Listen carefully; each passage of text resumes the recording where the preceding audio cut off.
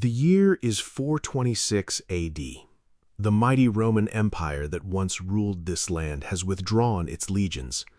The city they built, Londinium, stands on the banks of the River Thames, but it is no longer the thriving metropolis it once was. This is London, 1600 years ago.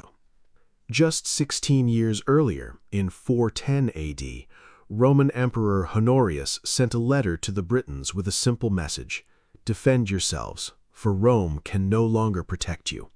The legions departed. The grand stone walls, the bathhouses, the forum, once symbols of imperial power, now stand quiet, some crumbling, some still in use by the people who remain.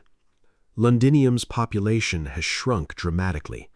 Where tens of thousands once lived, traded, and worshipped, only a fraction remain.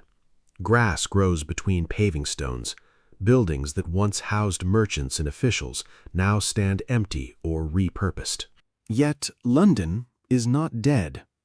Along the river, small communities of Britons continue their lives. Fishermen cast nets into the Thames.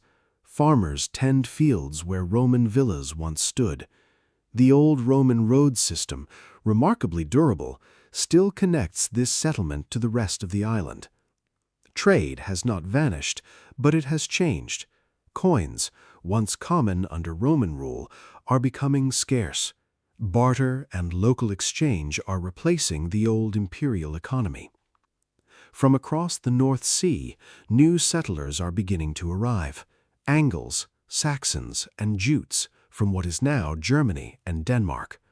Some come as invited mercenaries to help defend against raids. Others come seeking land. Slowly, a new culture begins to retake root alongside the fading Roman one. The old Londinium, with its Roman temples and administrative buildings, will eventually be abandoned almost entirely. The Anglo-Saxons who settle nearby will build their own town, which they call Londonwick, a new settlement just west of the old Roman ruins.